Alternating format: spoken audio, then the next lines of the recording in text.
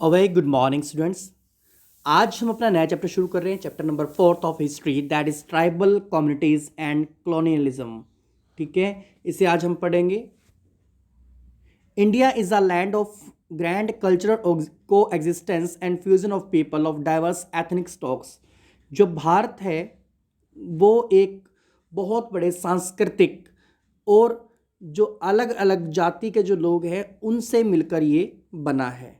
Many ethnic groups migrate during different periods and settle in different areas across the Indian सब continent. और बहुत सारे ethnic group यानी जो कि किसी एक नेशन को या किसी कल्चर को जानते हैं, वो भारत में आकर जो है अलग अलग हिस्सों से आकर यहाँ पर बस गए हैं। जैसे आपने देखा होगा, आप कहीं भी चले जाओ, साउथ में जाओ तो उनका कल्चर बिल्कुल अलग है। अगर आप ईस्टर्न एरिया में चले जाओ, जिसकी नॉर्थ ईस्ट के अंदर चले जाओ, तो उनका कल्चर अलग है, उनका खान पान अलग है।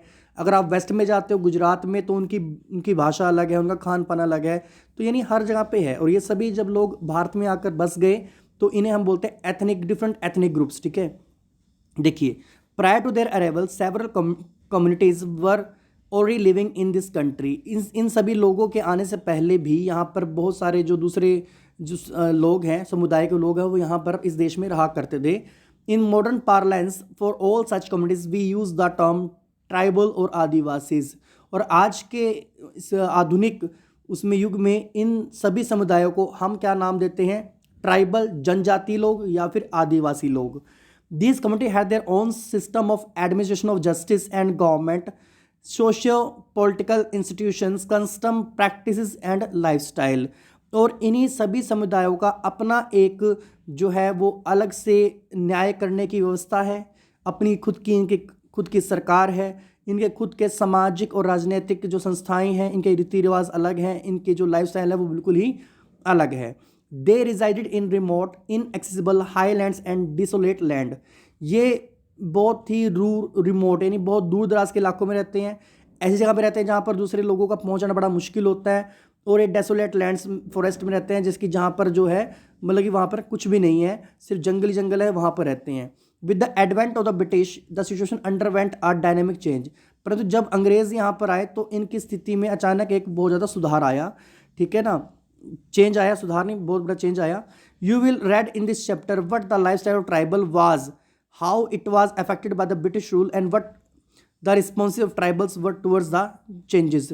देखिए, अब आप इस चैप्टर में आज ये सीखेंगे कि किस तरह से जब अंग्रेज आए तो इनके लाइफस्टाइल में, इनके जीवन शैली में किस तरह का फ़र्क आया, अच्छा या बुरा। वो आज हम इस चैप्टर में पढ़ेंगे कि जब अंग्रेज़ यहाँ पर आए तो उन्होंने इनके जीवन को, जनजाति और आदिवासी लोगों के जीवन को किस तरह से प्रभावित किया। आइए करते हैं, आगे बढ़ते हैं। The tribal way of life. देखते हैं कि जो ट्राइबल हैं उनकी ज़िंदगी का कैसा सिस्टम रहता है। In India there are approximately 67.7 billion Adivasis. आज के समय में भारत के अंदर तकरीबन जो है वो 67.7 मिलियन आदिवासी रहते हैं। This term literally means originally people और इनहैबिटेड ऑफ द लैंड। इस टर्म का मतलब क्या है? आदिवासी का वो लोग जो कि इसी ज़मीन से जुड़े हुए हैं, इसी ज़मीन के हैं, उन्हें हम बोलते हैं आदिवासी। ठीक है ना, जो शुरू से ही यहीं पर रह रहे हैं। अब आगे देखते हैं। The most important source of the tribal history are ballads and folklore which are transferred orally from generation to the other.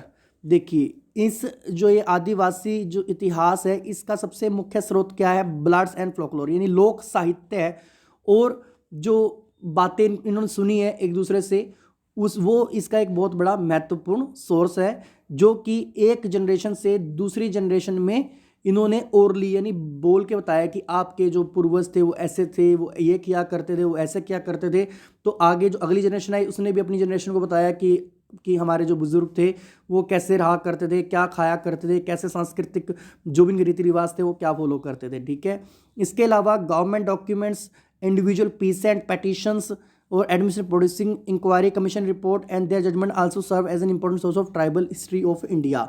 और इसके अलावा जो सरकारी दस्तावेज हैं या किसानों के द्वारा दी गई कोई याचिका है या कोई प्रशासनिक कोई भी प्रोसीडिंग है या कोई भी आयोग की कोई रिपोर्ट है, कमीशन आयोग की, या कोई भी फैसले हैं, वो भी कहीं ना कहीं इसके जो है एक बहुत बड़ा जो है इसमें रोल प्ले करते हैं, कहीं ना कहीं हमें ट्राइबल हिस्ट्री को बताने में, ठीक है। आगे बात करते हैं सोसाइटी, इकोनॉमिक एंड ऑक्यूपेशन के बारे में। इन pre colonial era tribal communities inhabited the forest and hilly area. अंग्रेज़ों के आने से पहले जो जनजातीय समुदाय था ये अक्सर जो है जंगलों में या फिर पहाड़ियों पर रहा करता था। Tribal society did not have rigid social division akin to other communities, in fact they believe in equality. जो ये जनजातीय समाज के लोग थे, इनके जो जो सामाजिक नियम थे वो काफ़ी सख्त थे, और ये जो है ऐसे नहीं था कि जो दूसरे लोग होते हैं, दूसरे समुदाय हैं, उनसे बिल्कुल हटके थे, और बल्कि यहाँ पर समानता जो थी वो सबसे बड़ा फैक्टर थी। यानी यहाँ पर रहने वाले सभी लोग एक समान थे। जो दूसरी सोसाइटी में होता है कि कोई किसी धर्म के कारण उसको नहीं पसंद करता, कोई जेंडर के कारण भी पसंद नहीं करता, तो यहाँ पर ऐसा कुछ नहीं था। यहाँ सभी लोग एक समान थे। All members of the tribe own land. हर एक सदस्य के पास, जो इस जनजाति का सदस्य था उसके पास अपनी ज़मीन थी। दे लेड आर नोमैडिक लाइफस्टाइल। वो एक घुमंतू लाइफस्टाइल अपनाते थे, इसकी कभी यहाँ चले गए, फिर कभी कहीं और चले गए, कहीं और जाके रहने लगे, फिर कहीं और रहने लगे, इन्हीं घूमते रहते थे। Hunting animal and gathering forest produce was there primary occupation. उसका एनिमल्स का शिकार करना, यानी पशुओं जानवरों का शिकार करना और जंगल से चीज़ों को इकट्ठा करना इनका प्राथमिक व्यवसाय था। For instance Baigas of central India and Khonds of Orissa habitually went on collective hunt and fishing as well as collected edible fruits and roots. इसने उदाहरण के लिए बताया कि जो बेगाज है मध्य भारत के, और खोन्स जनजाति है जो कि उड़ीसा की है, ये लोग पहले जो थी चीज़ों को इकट्ठा करते थे, या फिश मछलियाँ वगैरह उनको भी इकट्ठा करते थे, या एडिबल फ्रूट्स यानी खाने योग्य जो फल और जड़े हुआ करती उन्हें इकट्ठा करके ये लोग खाया करते थे, ठीक है। Beside they also used the forest for medicinal purpose. इसके अलावा ये जो है जो भी जंगलों से जो भी उत्पाद मिलते थे उन्हें दवाइयों के रूप में भी काम करते थे। Many like the Van Gujjars of Punjab, hill Lambadis of Andhra Pradesh and Gaddis of Himachal Pradesh and Bakarwal communities practice pastoralism. इसके अलावा जो वन गुज्जर थे पंजाब पहाड़ियों के, लंबडीज जो कि आंध्र प्रदेश में है, और गद्दीज जिन्हें बोलते हैं हिमाचल प्रदेश में, और बक्करवाल जो कश्मीर के थे, ये पशुपालन में जो है वो ज़्यादा करते थे, पशु पालते थे। Those tribal inhabiting hill and forestry region of north east and central area were engage in shifting और जूम कल्टिवेशन। वो जनजाति के लोग जो कि पहाड़ियों में रहा करते थे या जंगलों में रहा करते थे, जो ये हमारे उत्तर पश्चिम के लोग हैं, यानी असम अरुणाचल प्रदेश के लोग हैं, या फिर सेंट्रल इंडिया के लोग हैं, वो क्या करते हैं, झूम कल्टिवेशन करते थे।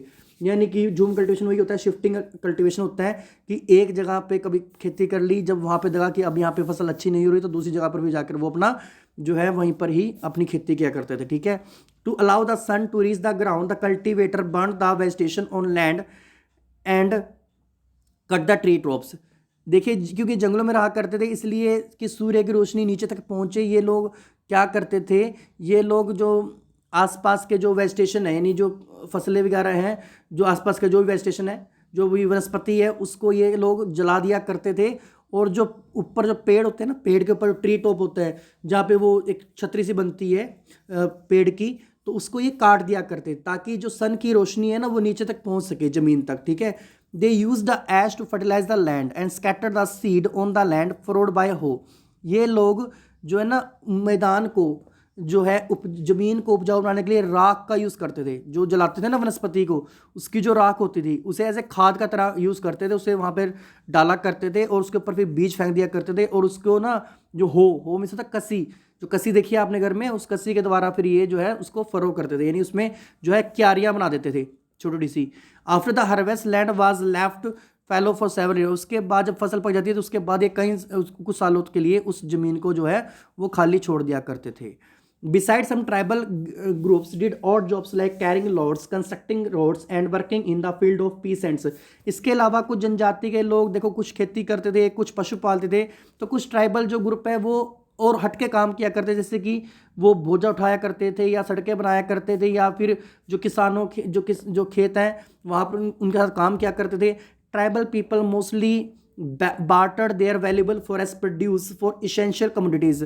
और जनजाति के जो लोग थे ये ज़्यादातर ना बार्टर सिस्टम करते हैं। बार्टर सिस्टम क्या होता है कि मान लीजिए आपके पास गेहूँ के आपने खेत लगा रखे हैं और आपको कपड़े चाहिए, तो आप क्या करोगे, उसको गेहूँ दे दोगे और उसके बदले में आप कपड़े ले लोगे। इसे बोलते हैं बार्टर सिस्टम, यानी वस्तुओं का आदान प्रदान, एक वस्तु के बदले दूसरी वस्तु को लेना ही बार्टर सिस्टम कहलाता है। तो ये क्या करते थे, अपने जंगल में जो भी इनके पास अच्छी चीज़ प्रोड्यूस होती थी उसे ये क्या करते थे, उसे दूसरे को दे देते थे और उससे जो आवश्यक वस्तुएं थी वो खरीद लिया करते थे। At times they purchase goods from traders, और कई बार तो वो जो है जो व्यापारियों से वस्तुएं भी खरीदा करते थे।